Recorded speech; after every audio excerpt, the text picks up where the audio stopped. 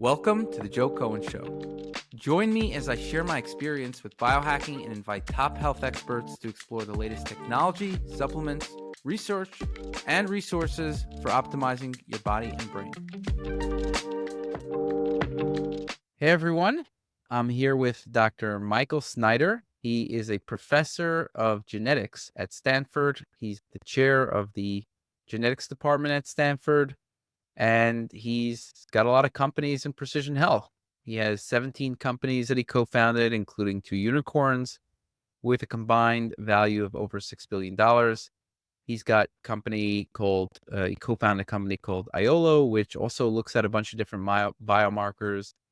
So in this podcast, I want to go over just how he uses precision health. He gave a bunch of examples when we spoke prior, which were quite interesting. So I'm very curious about all the different ways he uses precision health in order to optimize health.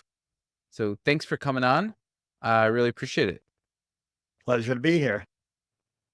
Awesome. So how about we get started with what are all the data inputs that you take into account when trying to make decisions about health?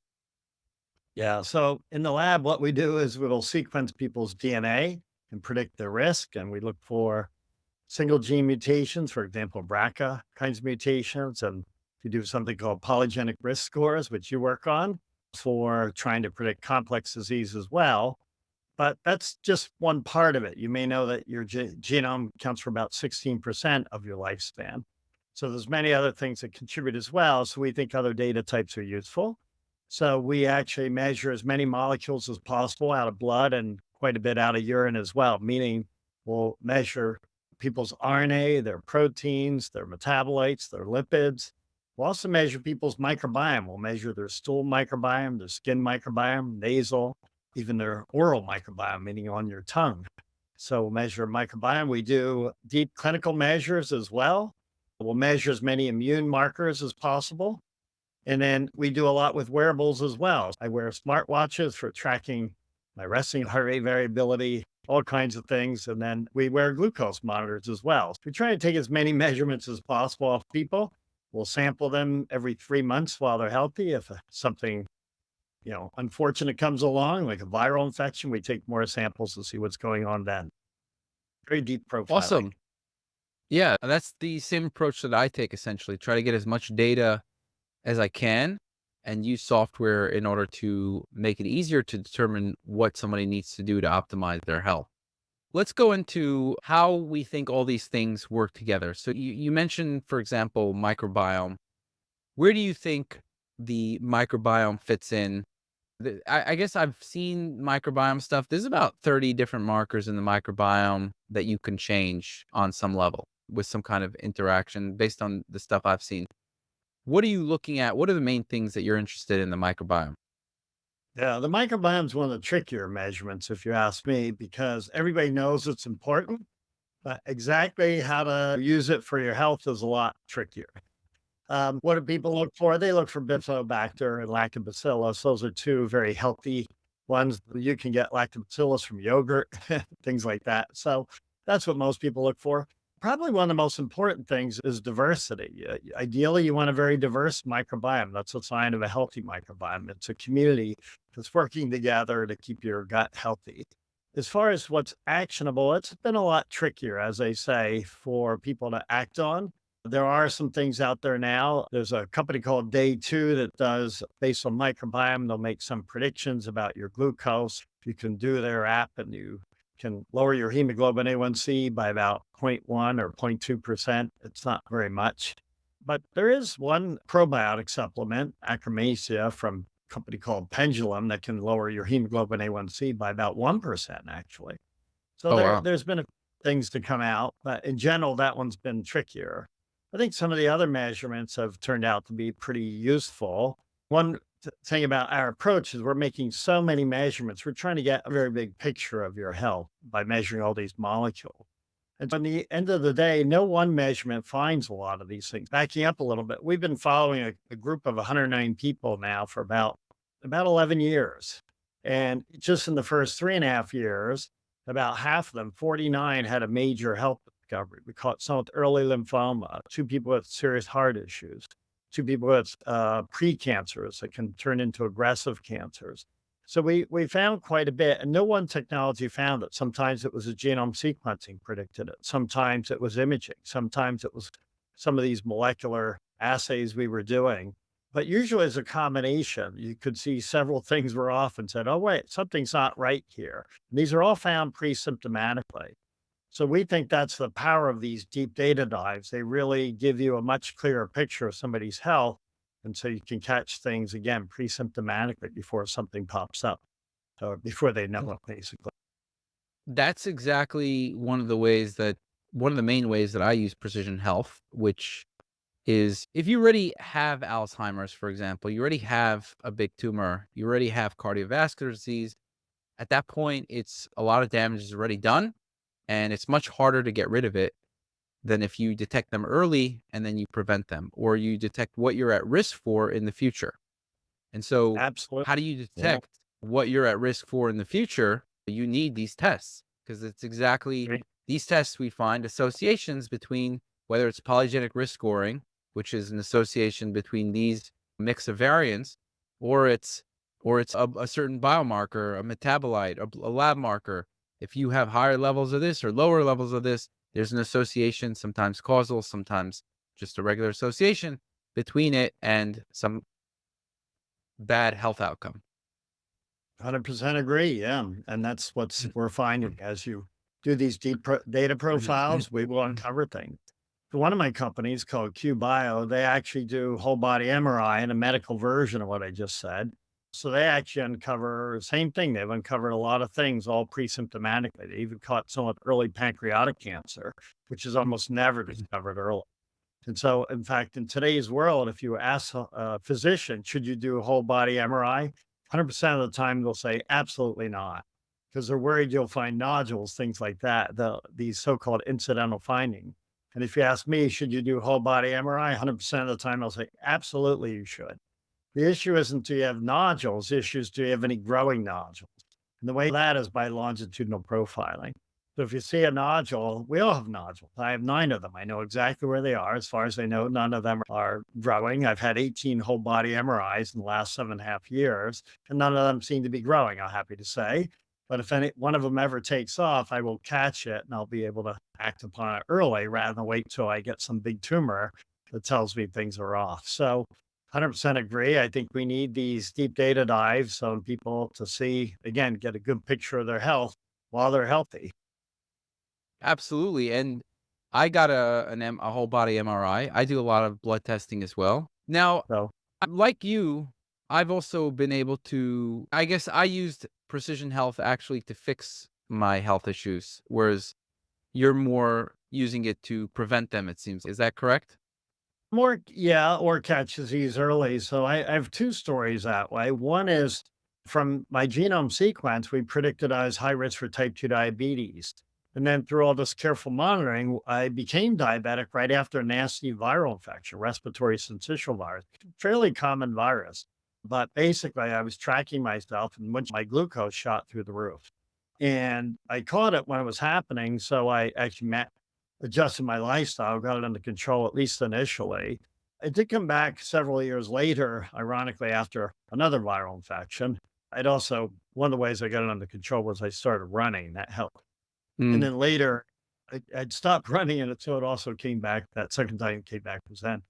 And I did run anyway, it's a little complicated, but I did do some more running, got it partially under control, but it gradually came back. I am on drugs now, but the key out of this whole thing was by careful monitoring and but from my genome sequence, I could predict my risk for type 2 diabetes, which I was able, at least initially managing my lifestyle. I still manage it quite a bit. I do take some drugs for this, something called an SGLT2 inhibitor, and actually one of these Ozempic derivatives, I take something called Trulicity. And I'm not overweight. If you saw me, you'd think I'm a little on the thin side, but I don't want to lose weight, but I take it because it does really help with my glucose control. So that was one Interesting. story where, Have you ever tried yeah, resistant starch, by the way? yeah, I have, and that has some effect. But diet helps a lot actually for me. Yeah. So diet has been helpful. I probably, again, probably because I'm genetically predisposed. Also, right after I became diabetic, there's something called epigenetics that you probably know. I don't know about your listeners, but that's where your DNA gets modified by something called methylation. And in my case, after the viral infection, I could see because I do a lot of genome analysis. Actually, my DNA got methylation changed, so my modification shifted in front of my genes controlling metabolism. It's a pretty cool story scientifically. So, bottom line is that I had these epigenetic changes as are occurring, probably induced by the viral infection. That's the hypothesis we're going off of. Yeah. That's very interesting. I do have a story about the type 2 diabetes.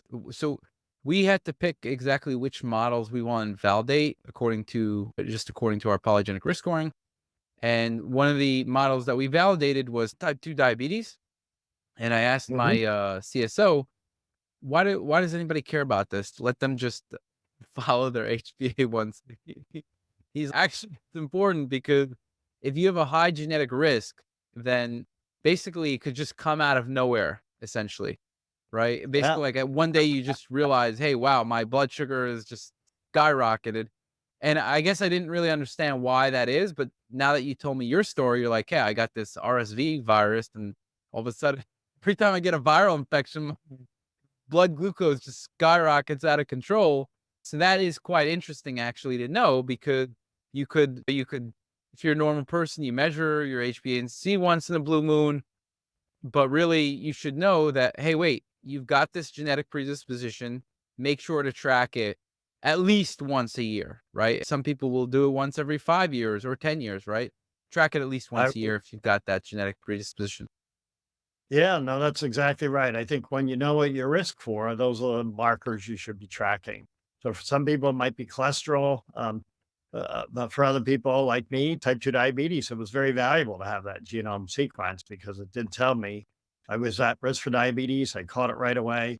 I managed it, at least initially. It's not every time. I want to be clear. You get a viral infection that my glucose goes up. Everybody gets a little bit of a glucose dysregulation, if you will, after a viral infection. That's usually my case, it's a lot more permanent.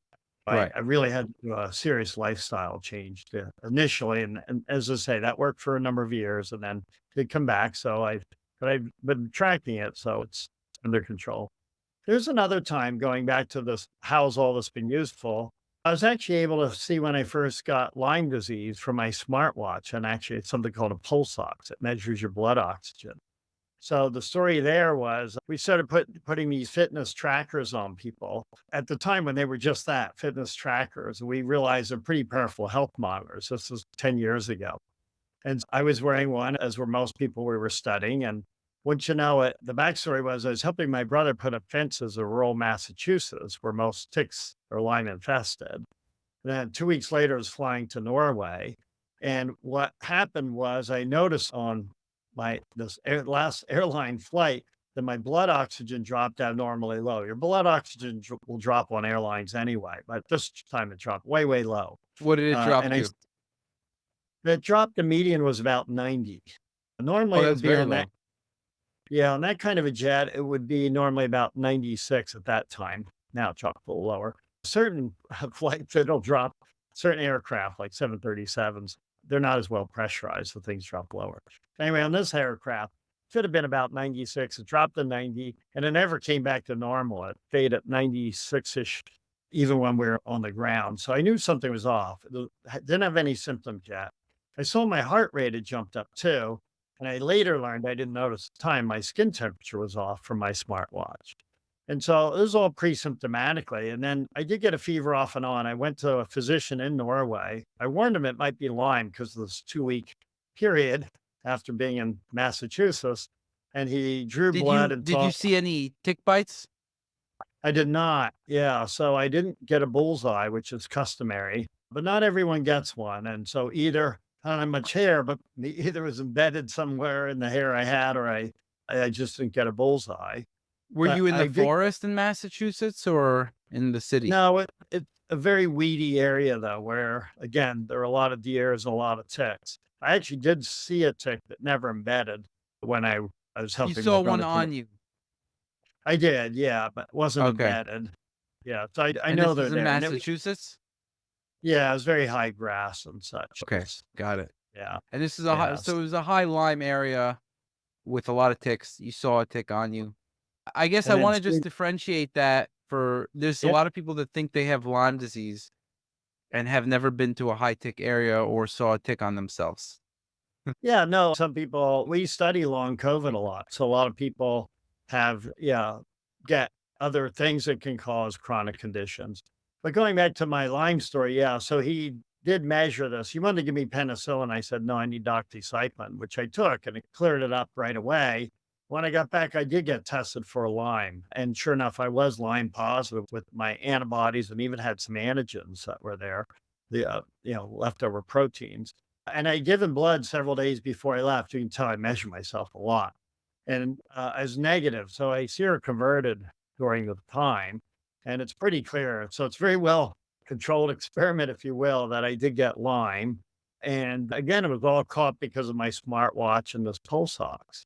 So we've now written algorithms where we can tell when people are getting ill in advance of symptoms. And because in my case, I had 2 years of data. We analyzed it, and sure enough, there were 4 times I was ill.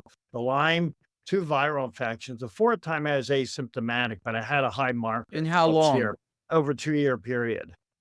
So you Oh, were ill 4 times over a 2-year period. correct. Okay. And every single time we could see my smartwatch, the resting heart rate jumped up in advance of symptoms. So we wrote an algorithm for that. We called it Change of Heart that would detect this.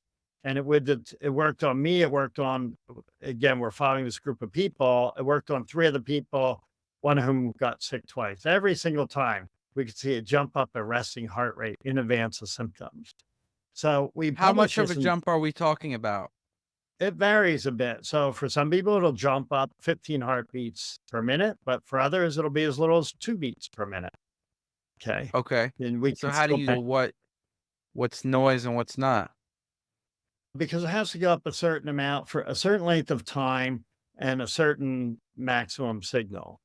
So that's how we and you can tune the parameter. So basically, yeah, the way we have it set up now, we published this 2017, then along came COVID.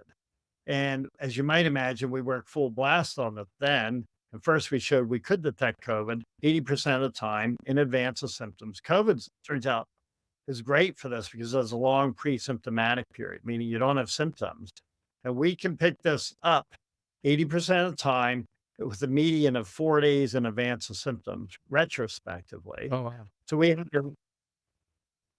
have a real-time detection system now that you and all the listeners can sign up for. You go to innovations.stanford.edu/wearables, or somehow you can figure out how to share this or write to me. Um, anyway, what it does is it tracks your heart rate in a circadian fashion, resting heart rate. And if you have a jump up in signal for too high for too long, it sends a red alert. And it works. So same number 80% of the time. It's not specific for COVID. Any infection will trigger this. We could tell, we picked up even a mycoplasma infection, but other infections do. It also picks up other things, including the number one trigger of red alert is actually workplace stress. So Mm. your resting goes up then too. So it's more of a stressor alert, and then you have to sort out what it is. Now, I know if we bring in other data types, it's mostly built on resting heart rate and also built on steps and a little bit of sleep. I know if we bring in respiration and things, we'll be able to distinguish workplace stress from a respiratory viral infection. They're going to give very different signals. It's been What harder to about get that. body temperature? Yeah. So temperature doesn't work as well. It does, we can bring that in. It worked on me every time I get sick, but I think not everyone holds their watch as tight as they should. You can feel all my watches here, my 3 watches, my ring is a sensor too. That's an Aura ring. I normally have hearing aids. I left them upstairs. They're also sensors as well. So Why do I you need measure so all, many? Why not just 1 or 2? yeah, because I'm evaluating them. They're at different resolutions. So some are very high resolution, some less. And then they measure, and they're different accuracies. My company called Sensomics, they have a watch that has a really good skin temperature sensor and that we think is pretty good for resting heart rate variability. Some of the others most of them are good for heart rate variability, but they are varying for blood oxygen. They have variable, and you may know the Apple Watch now doesn't do that. Some have Stop SpO2s. doing it? They did. Yeah, there was a lawsuit with Massimo. So they've Okay. drawn it from it. Yeah. So we'll see what happens. So anyway, they What measure, do you think the Aura Ring is best at versus the Apple Watch? I think sleep. I think Aura Ring is great for sleep, Okay. especially sleep duration. Yeah, What it about REM seems quite, sleep? Is it accurate for REM sleep? I don't think any of them are that accurate for REM or these. Yeah. So they're measuring something, but if you actually put it up against gold standards, we have an expert here at Stanford, Manuel Mignot. So he's compared some of these. They're not that good for REM, deep sleep, light sleep. They measure something, but it's not super accurate. I think in general, these devices are good for something called latency, the time at which you fall asleep. They're good for something called restlessness, the amount you stir, and they're good for sleep duration, which are still useful things to know. So I would argue these watches are valuable for that and the rings, but they're not research grade for REM and deep sleep and that sort of thing. But I guess if you have high, deep, and REM sleep, you're probably having good quality sleep because you're probably not that restless, or you're having at Yeah, least a good amount of sleep. yeah, exactly. What's your most accurate measurement tracker for sleep, for example? Yeah, I think it probably is the Oura Ring for sleep duration. And Okay. I just for convenience, the way we pull our data in, we build our own dashboard. But like the Fitbit dashboard's pretty easy. And so I tend to look at that one a lot for restlessness and sleep quality. Most of these are integrated scores, meaning that they'll take into account duration plus the amount you're moving. Yeah. What about the Apple Watch? What is that best in? It's highest resolution. And also, when you run, your heart rate goes up, and a lot of the devices aren't that accurate for the higher heart rates. They have a hard time keeping up. That's where a high resolution watch is pretty good. So the Apple's pretty good. Apple overall, very high resolution watch. I think it's quite good. The one minus is that the battery life is not as long as, say, a Fitbit or a Garmin. So Right. a lot of people then their batteries run out or they charge it at night. Now, night is the best time to be measuring your health. So if you're charging your battery at night, you're missing one of the best monitoring times. Mhm. So we Right. think, yeah, that's not so useful. So if you can keep it charged, an Apple Watch is a great watch. But a lot of people have a hard time doing that. So we wind up missing data on people, and that's not so great. I see what you're saying, but you're saying you're missing like heart rate data while they're sleeping and stuff. You'll miss it if they're charging it or if they let their battery run Right. out. So Right. if you have a hard time keeping your watch charged, I'd say get a Fitbit or a Garmin because they charge fast. They last 5, 6 days, sometimes longer, depends on the watch. And yeah, so they're easier to use for most people. And they're always, then you're always running them, which is great. So then you can always see if something's shifting off. If you're, say, entered our study and you want to see if your heart rate shifted, having this measure all the time is better. But if you're good at keeping it charged, and the Apple's probably it's higher resolution, it's more sensitive. And so how many lab markers do you test for in general, and how often? So in the lab, we measure people about every 3 months while they're healthy. We don't know for sure how much we should be measuring people, but we do it a lot with the idea that we can then back calculate ultimately how much we should measure people who are at risk for certain conditions. That's the ultimate idea. How many markers are you measuring that are clinically significant on some level? Most of this is not clinical, meaning it's research grade, but we measure tens of thousands of molecules in people's blood, and you will see Okay. shifts. Company I have called YOLO, they'll measure 600 now to be more in the future, but they'll measure 600 metabolites.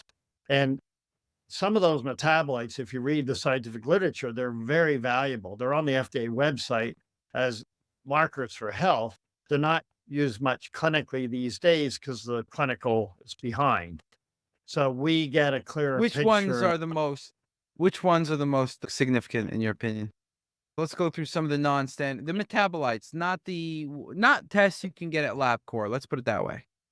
Yeah, I was gonna get into that, but cortisol, again, you can get that at LabCorp, but you won't get that normally clinically, right? And a lot of Okay. hormones you can measure as well. Women that generally like to track some of their female hormones and males' testosterone, those are pretty useful. There are other kinds of useful markers in that sense too. DHEA is a useful hormone marker. They're markers for heart health, they're markers for all kinds of things, kidney markers that are probably just as good as some of the ones they'll measure in the clinic. So there's a lot of different markers out there that are valuable. And I think the other thing that's powerful about this is that we measure multiple markers. So you're not just relying on one. If you see three things related to the kidney all shifting, you have a lot more confidence something is off. And I think that's the power of what we do. It's the power of YOLO, IOLO, that company. It's the power of QBio. We measure lots of things, and often one molecule, sometimes it'll be off.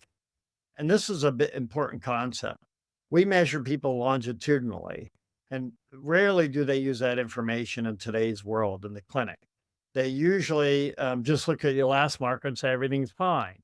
But imagine you're running low. We've had this happen in our group we're studying. They'll have an important liver marker and they're in the normal range and they're normally low. And suddenly it'll double, but they'll still be in the normal range. And nobody will say anything to them if that happens. But what we'll do is we'll see that this thing just doubled. Say something's off. Why don't you go get another measurement? Sure enough, we saw somebody that happened, then they went out of normal range. They just got measured a week later. So it's this change that counts, shifting from your baseline. And we think that's really important. And so that's what we catch when we do this careful monitoring.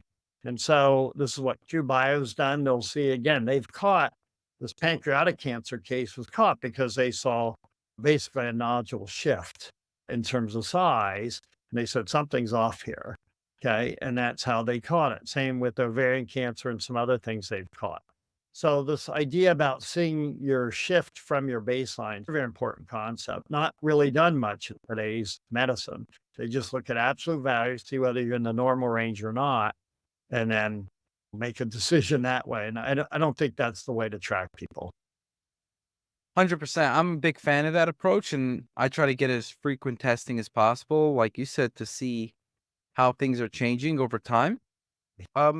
Yeah, and I do tons of testing and huge fan just to see. And by the way, I also try to move these metabolites in certain directions, even Sure. even if there's a norm within myself, I still move certain metabolites, and I find that there's improvements when I do that. It's my Great. own experience. Yeah. But One thing yeah. I'll add to that. Sorry? Yeah. I keep saying that because pronounced. I know it's a strange name. Anyway, what they do is after this metabolic test, you do a finger prick, mail it in, and they'll give you back a report.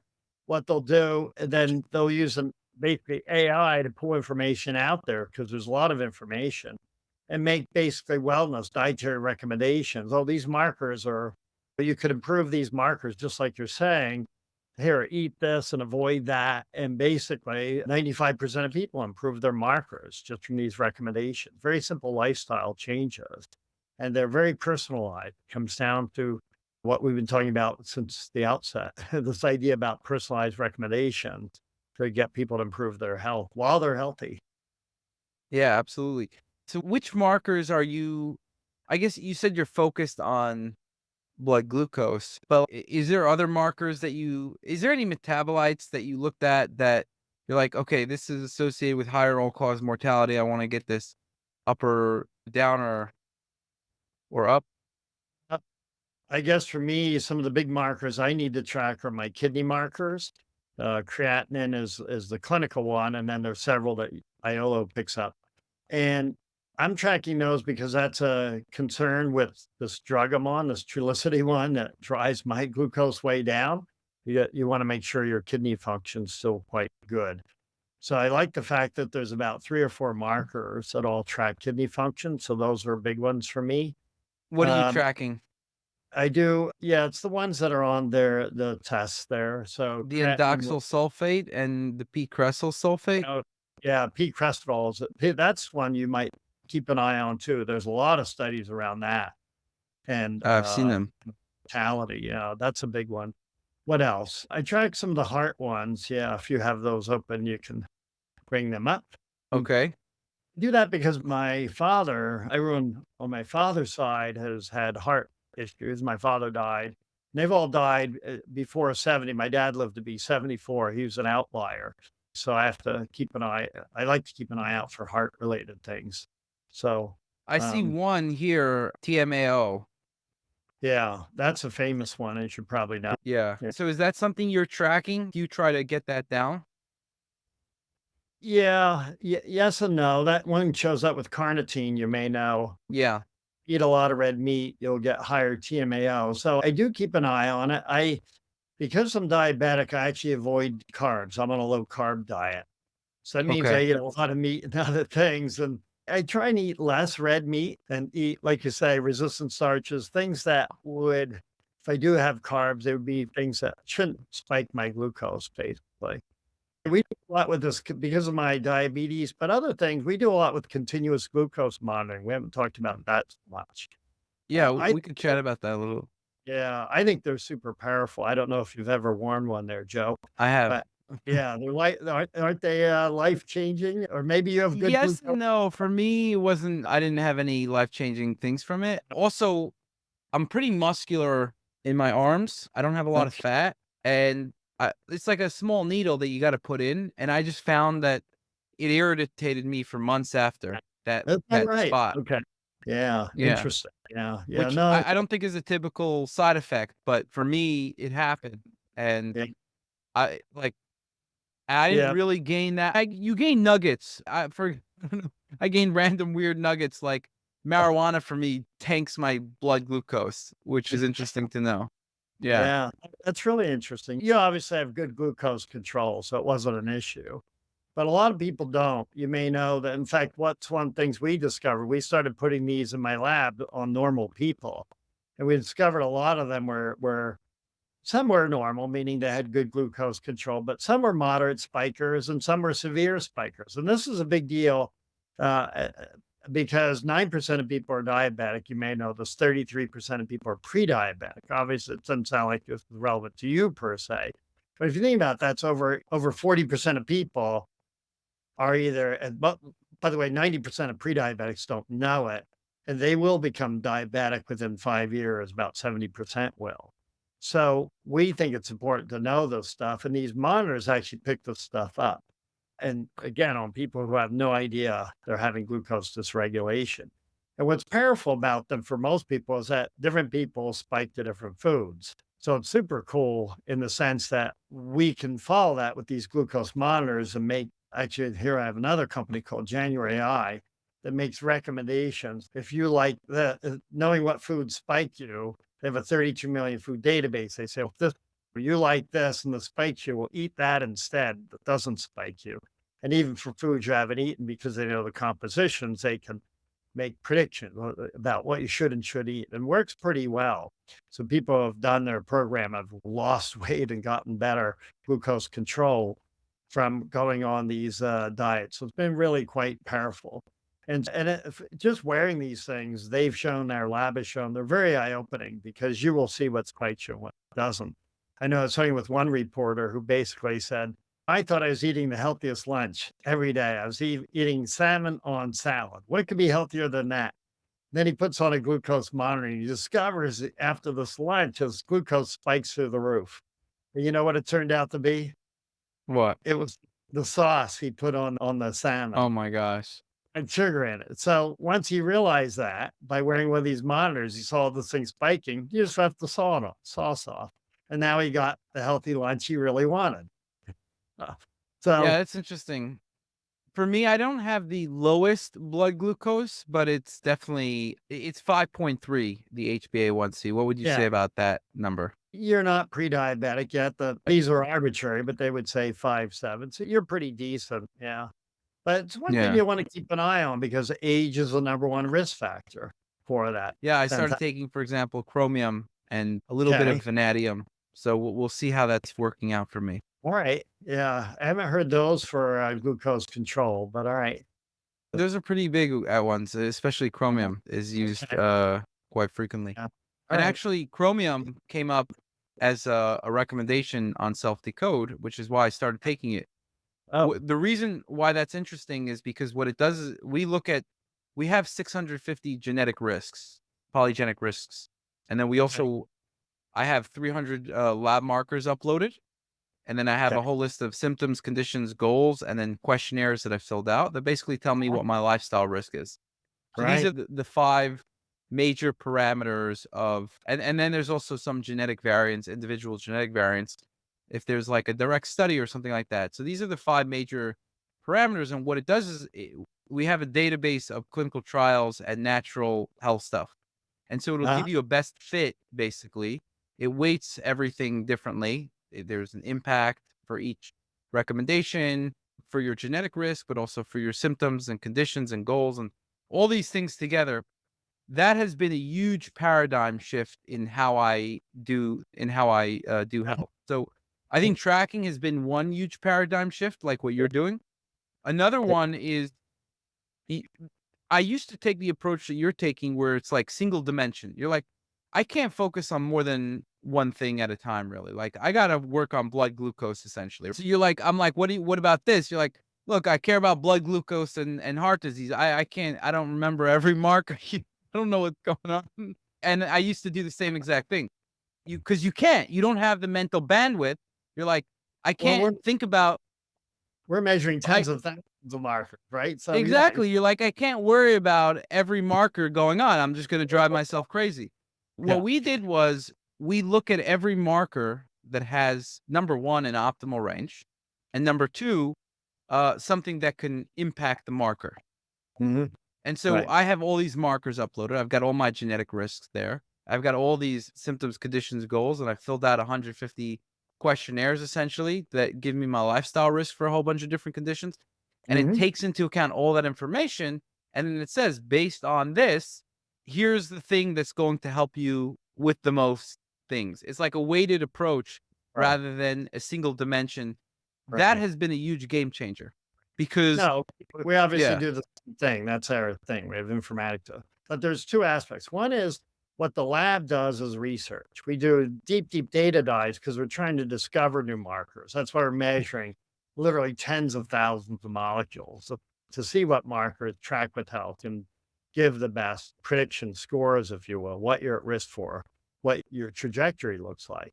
And then the companies actually they do the more practical side. They'll measure markers that tend to have more actionable information associated with them, similar to what you're describing. And they do exactly what you say. They have weighted scores for these things for actually making predictions and such. And then the recommendations, yeah, again, they use AI, probably similar to what you're doing, and bring in these different pieces of information that are out there in the literature and assemble it and then basically make recommendations based on scientific literature. Although someone does have to review all this, obviously, because you have to watch that you're not making things up. But we have things tuned pretty well so that the recommendations are quite good, we believe. So certainly the stuff we do for the glucose monitoring, January I and the IOLO stuff, they're quite tuned by now.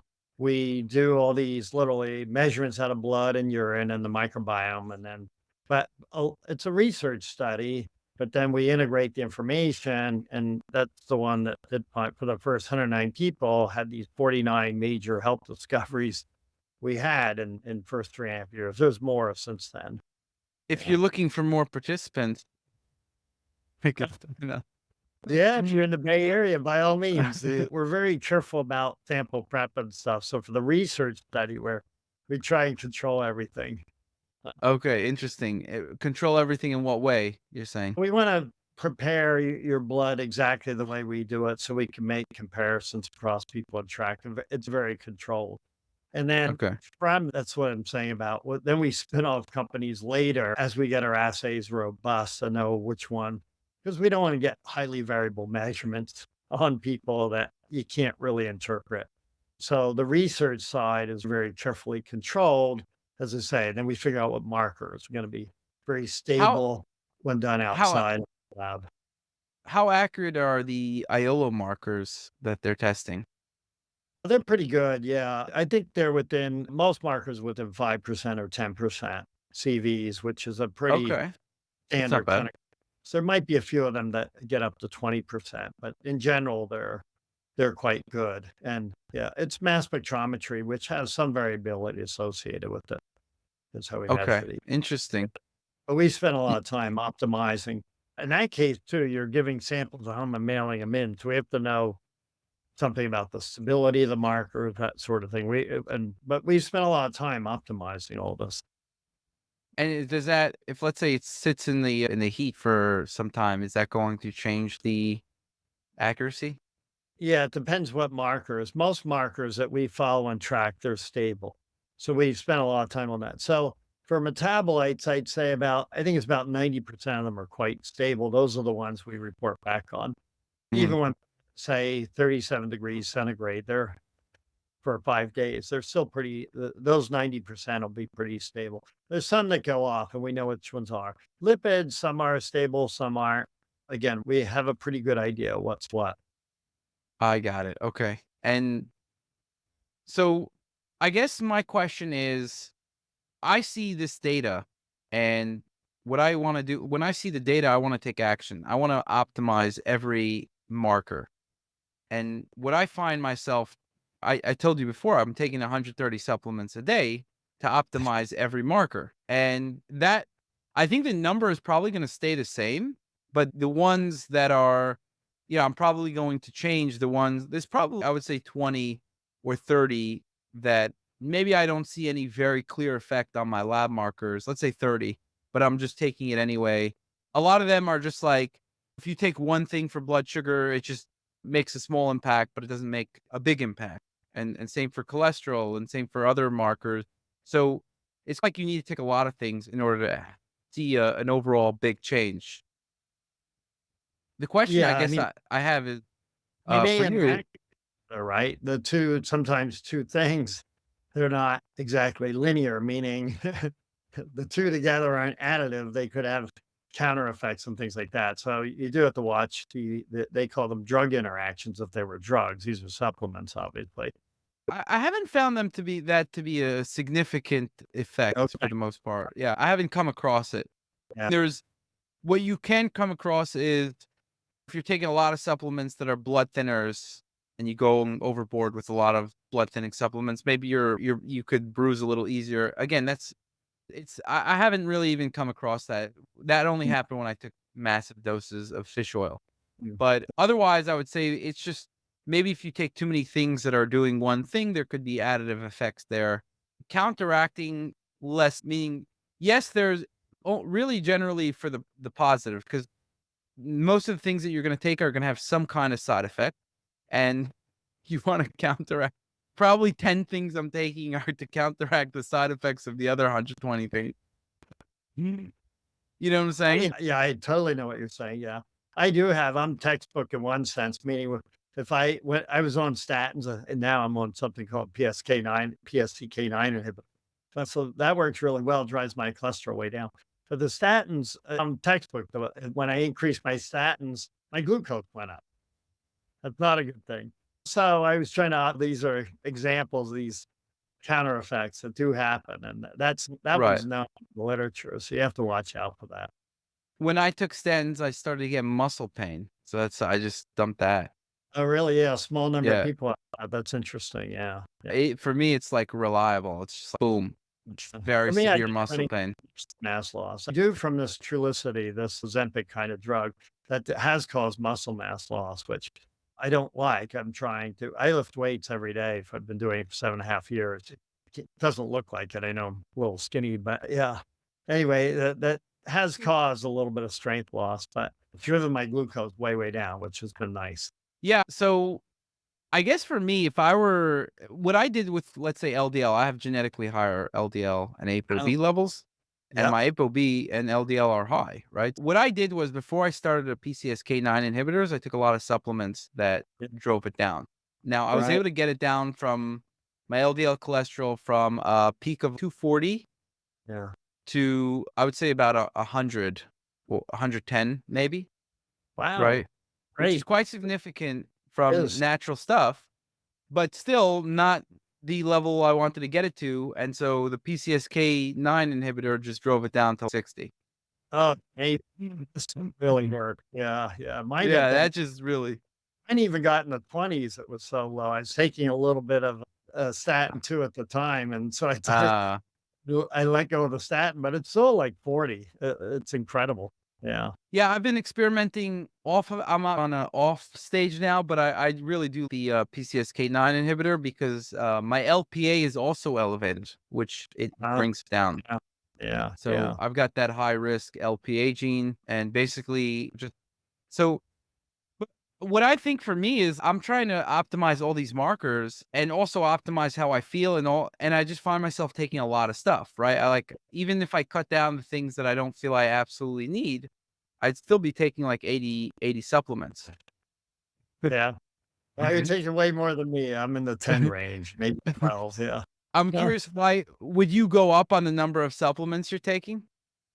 If I see them, most supplements fall into certain categories. They tend to be antioxidants, anti-inflammatories, NAD sorts of things, which are good for energy. And then polyphenols, we don't know all the benefits of polyphenols. We know they're antioxidants and anti-inflammatory. So some of mine are that. So I feel like I've covered the major categories.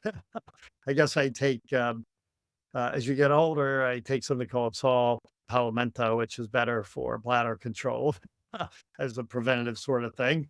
What else do I take? Yeah, so I have a set of these things that, but most, as I say, fall in these sort of standardized categories. And fiber is a really good thing to take as What have you well. taken that you can pinpoint has changed your biomarkers?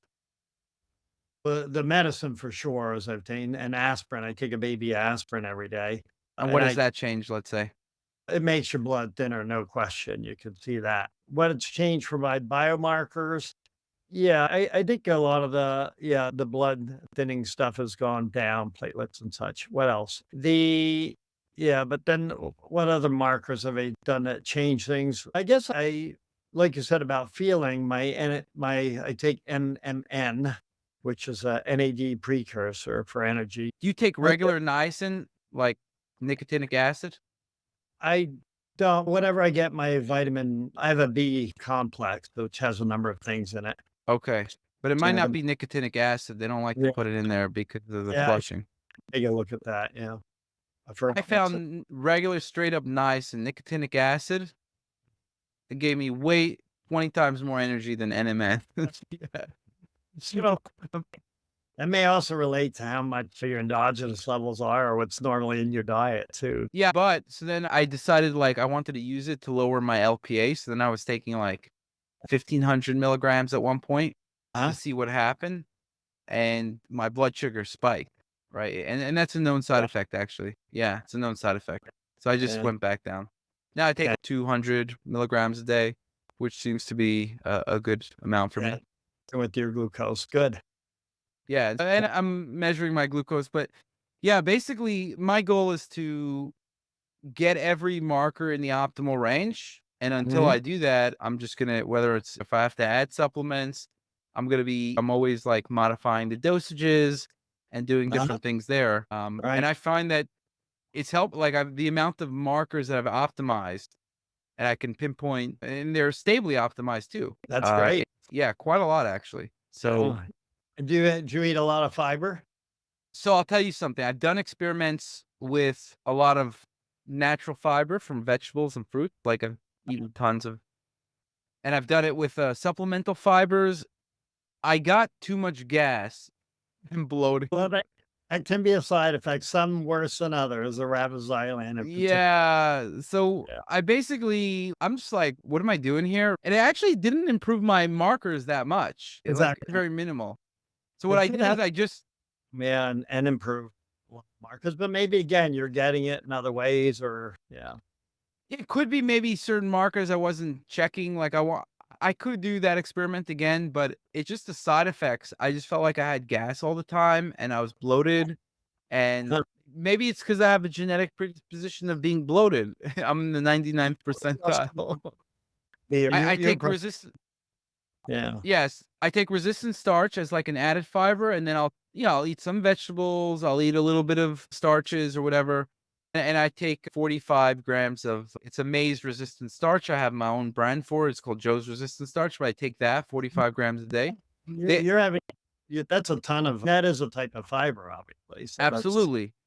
So So you are basically, it's the only type of fiber that it's 60% fiber, resistant starch, 60% of the 45. And what I find is that I don't get gas from it. And then, and I also find that it's butyrate is amazing for muscle mass, for insulin resistance, for a whole bunch of other things. I find I got energy from it, yeah. anti-inflammatory, exactly. And there was did you see this study in Nature where they put people on 90 grams of, it was actually this kind of resistant starch, and they lost basically the same amount of weight as Ozempic. It was 6.2 pounds in 8 weeks. Wow. No, I didn't see that article, but yeah, resistant starch is powerful in lots of ways. Like you say, good for glucose control. And fiber in general, if people eat a good fiber diet, they will lose weight, as you say. So, Absolutely. But actually, and the resistant starch itself, yeah, yeah. if you look up which fibers increase GLP-1 the most, it's actually resistant starch. It, it's a high one. Yeah. And then butyrate has some other mechanisms by which it causes weight loss. So it seems if you look at the starches that are best for weight loss, the resistant starch seems to, and you could take the most of it as well, right? I've tried all these fibers on the market. If you take like if you take more, if I take more than 5-10 grams of inulin, I'm not gonna be okay. But Yeah. It's interesting. We ran a study with both inulin and something called a rabinoxyland. I've And it tried does, that too. Xylan does drive, for most people, drives their glucose or their cholesterol way down. So that's good for cholesterol, actually, it turns out. Inulin Oh, had no interesting. general, yeah. But and neither had much effect on glucose. If you look at the literature, it's all over the map on scientific literature on this. But anyway, we did a study there. It's pretty clear rabinoxylan will lower cholesterol. But Is it is true. arabinoxylan the same as rabinogalactose? Or Uh, it, arabinogalactin or something? it would be a little bit different, actually. Okay. Yeah. But it's the most common one. It's in Physium Hus, it's in Metamucil, it's in all kinds of things. Oh, Reference, okay. yeah, so it's a very common fiber. But it is true that different people react differently to different fibers. You're a good example of this, Joe. Sounds like you do very well in resistant starch. So again, people, we're all. This is where it's very personal, and this is where your microbiome kicks in, and it's a big deal. We think. It could be. I personally find that so I had a lot of food sensitivities in the past as well. And there's a specific mechanism that seems to be at work for my food sensitivities and in general. This is where I found it in the literature. It's Uh-huh. this HCA2 receptor, right? It's this receptor is GPC 109A or something like that. There's two names for it, but basically it's like the niacin, it's like a niacin and butyrate receptor. There's two things that activate it. And those are the two things that counteract my food sensitivities. See, and that And fits so with in the niacin then, huh? Yeah. so actually my food sensitivities went way down after niacin, and then also they went down after butyrate, but I've been taking butyrate for a while, and there's also limitations of how much you're gonna get and take. So combining it with niacin was very helpful. And now I could, for example, eat cheese and a whole bunch of things I've never been able to eat before. Yeah. And Well, so you may know 70% of your immune cells are in your gut. So your mhm. gut, your primary immune organ, and that's probably because it's interacting with your microbiome. And this whole food microbiome immune relationship is very complex and it's very personal. And so you're basically tuning that, in my opinion, or we all are, by what we eat, what ultimately perturbs our immune system from viral infections, all these sorts of things. They all play into this. Yeah, and I think it's in the gut is where you create tolerance, and you're interacting with the environment with the food that you're eating. So you have to be tolerant to the food that you're eating. And I find Absolutely. that things like butyrate, which you're getting in large part from resistant starch, you increase butyrate much more with the resistant starch. I find that for me, that's quite significant. Also for mental health, it Mm. causes all these epigenetic changes with the eight as an HDAC inhibitor, which you don't have a lot of things that do that. Yeah, no, you're right about this. The short chain fatty acids, they are fed by fibers. They feed the fibers feed the microbiome, which leads to these short chain fatty acids like butyrate, things like that, which actually play very much in your gene expression, your DNA expression, if you will, your gene expression. So it's all related. Yeah.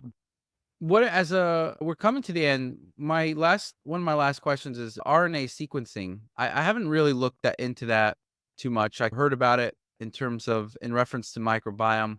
What can we get from RNA sequencing? What kind of data have you gotten? Because I don't really see it in the literature of RNA sequencing this, and then this is going to help optimize it. So explain that a little bit.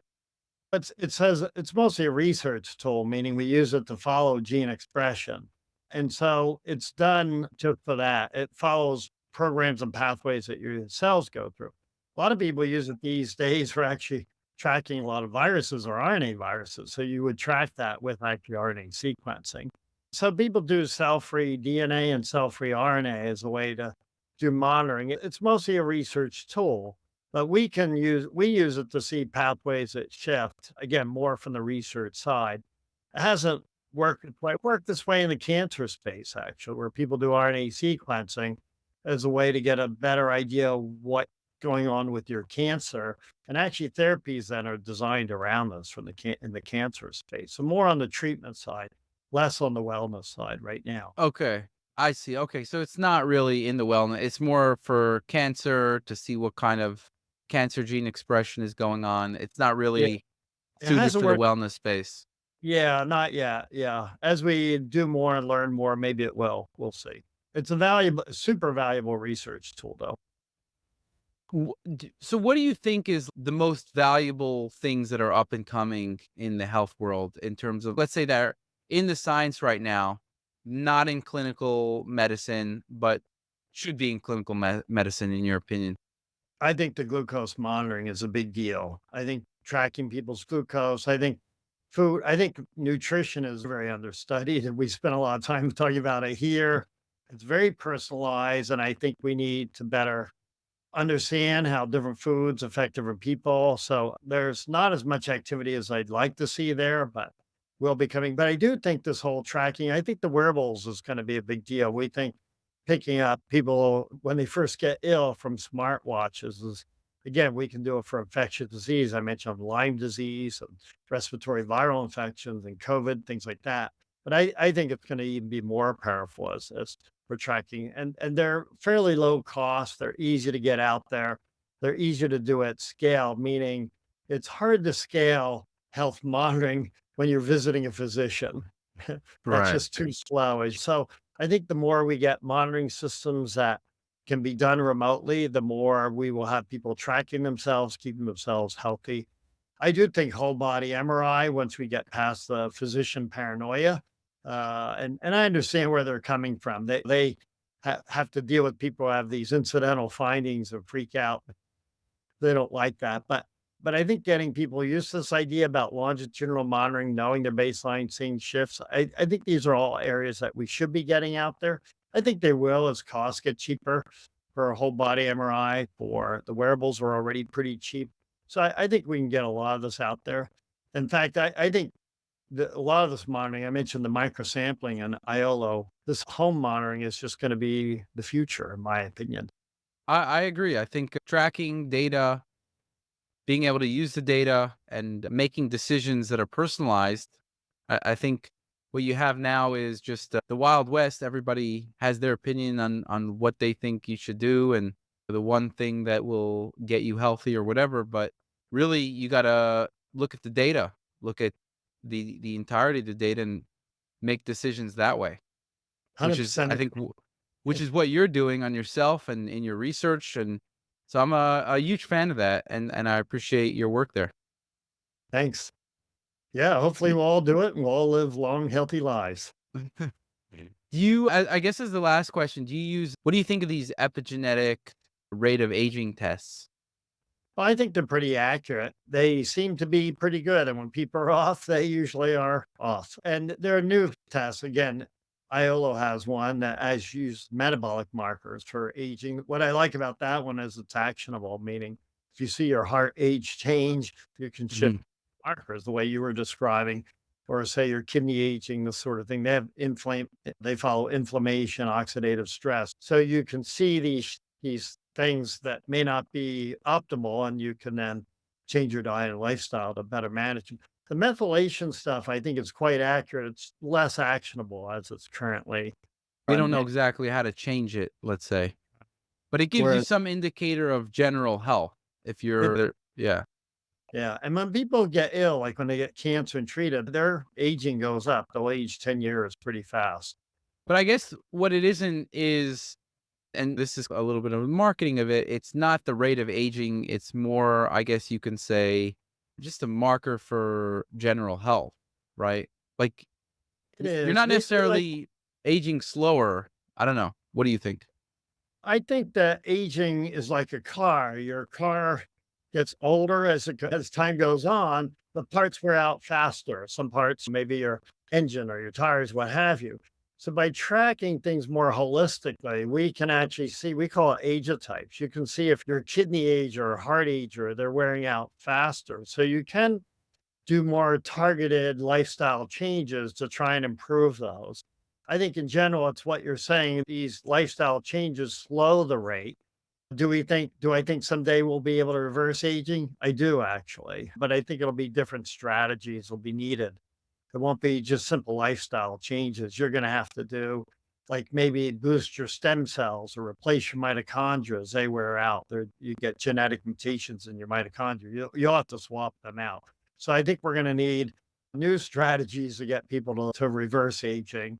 But I think right now we can slow aging, and I think many people do by optimizing their health, like you. Yeah, and one thing that's interesting is, and I guess it's related to the genetics. So let's say people sometimes are afraid to test their genetics and maybe find out they'll have a high risk for Alzheimer's. And my response usually is, look, there's actually like 80 different biomarkers that the research has found in some way relate to Alzheimer's. There's some association between higher or lower levels, right? We have this information in the software. The idea is that there's research on biomarkers that you could check that will in some way predict or associate with Alzheimer's. And there's also things that can help prevent it. And so you could see over time your risk, if that going up, you can optimize all the biomarkers related to these conditions. Would you, and the idea is it's hard to know how much you can do because there's no research on that. But let's say you can delay it by 30 years, that's enough because, something else is also gonna go wrong by the time you hit 100 usually, right? So, the idea is that you wanna just delay all these things until, like, after 100, and then eventually aging is just gonna catch up to you until we can swap out your mitochondria and things more Yeah. advanced technology, but based on what we have now, it's my belief that you can delay all of these chronic diseases by, my guess is 30 years. I don't know. It's hard Yeah, to it's a guess. one way to look at it now is that people's health span in general is about 11 to 15 years shorter than their lifespan, meaning they Right. live the last decade of their life pretty unhealthy. So I think another way to say what you're saying is, yeah, let's keep people healthy as long as possible. Ideally, in today's world, you keep them as healthy as long as possible, and then you pass away. Instantly, but don't hang Exactly. on in a healthy state. And so that's where I'd like to see us all go. Absolutely. The question is, do you think with these measurements and the prevention things that we have, you think you can delay these things by tracking them and seeing, okay, I'm at high risk. Now let's go do things that a whole bunch of things that are going to lower my risk. I'm sure we can. If nothing else, we're going to catch disease early and manage it.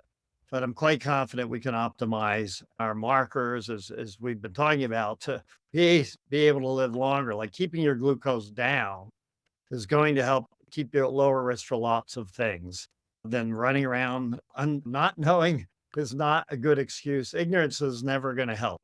Uh, Right. need to know if your glucose is high so you can do something about it. On women, nobody likes to hear they got a BRCA mutation.